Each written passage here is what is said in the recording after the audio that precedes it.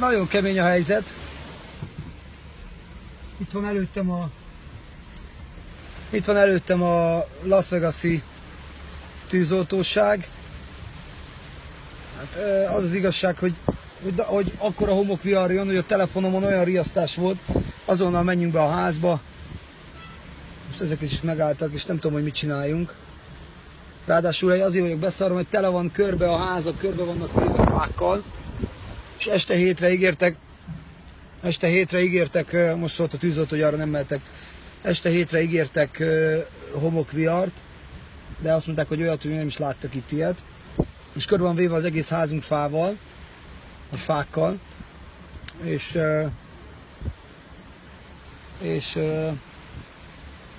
elment az áram, tehát áram az nincsen, internet sincs, elvileg élőbe akartam bejelentkezni, de ezt most nem tudtam megtenni. De most már elkezdték lezárni a környéket végig, annyira durva a helyzet, a tűzoltók csinálják.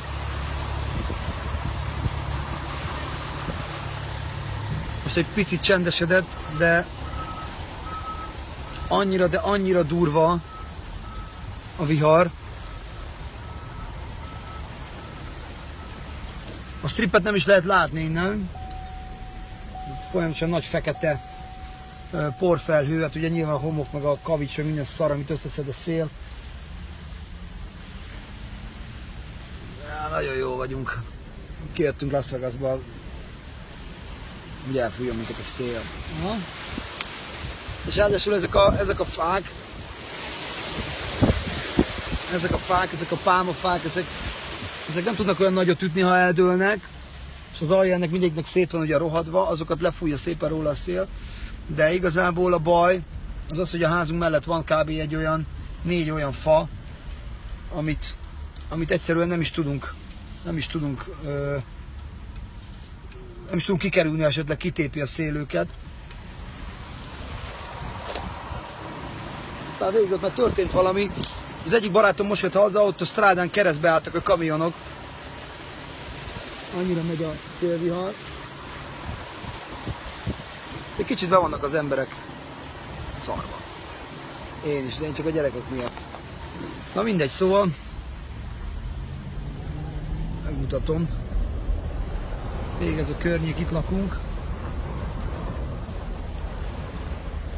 De picsába kell megfordítani a kamerát, soha nem tudom.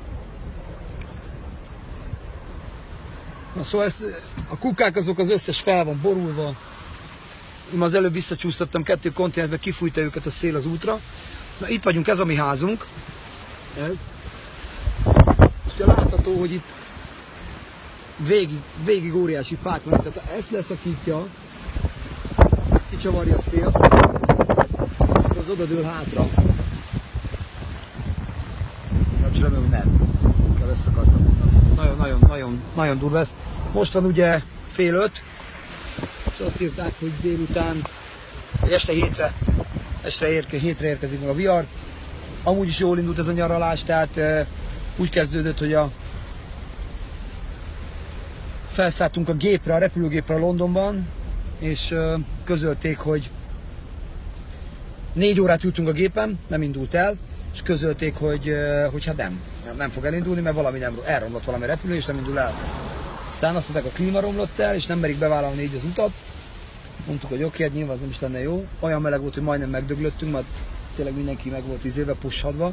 Aztán utána eltűnt a babakocsink, azt vártuk még kb. 3 órát, aztán elmentünk, te jó Isten!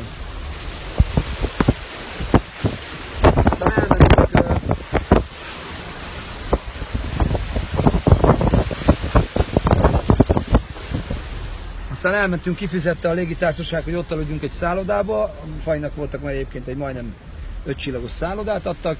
Másnap eljöttünk a géppel, leszálltunk, Los Angelesbe szegény Oliver már elkezdett hányni, és végig hányta az elmúlt 2 napot, és biztonság kedvéért hajni is elkapta tőle. Úgyhogy most egyelőre nem tudjuk, hogy mi lesz. Épp hogy megérkeztünk tegnap este, átautóztunk Las Vegasba, és azonnal ebbe a szélviharba keveredtünk, amire azt mondják, hogy holnapig még eltart végig, viszont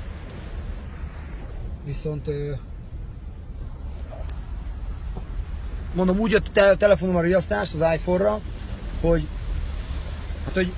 reszketett az egész telefon, és olyan hangosan sípolt, hogy ne menjünk is sehova, maradjunk otthon, dust storm, warning, alert, faszom, minden, amit el tudsz képzelni. Felhívtam egy-két barátom, és ők is mondták, hogy ilyet még nem nagyon láttak itt.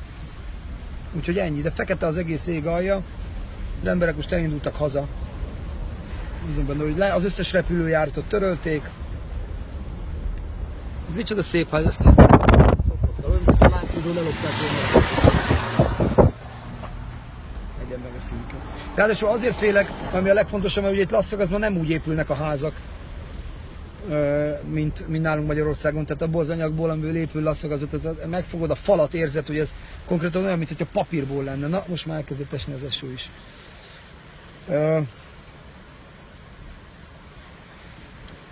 Ez van.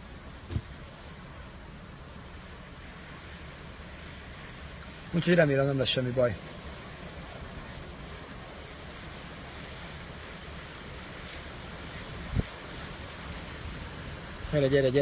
Gyere, mama. Nem megyek, egyen meg a szíved. Minek neked ilyen kocsi? Na jó.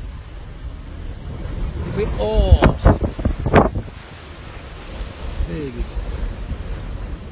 Tehát egyfolytában szirén a zaj. Nincsen internet.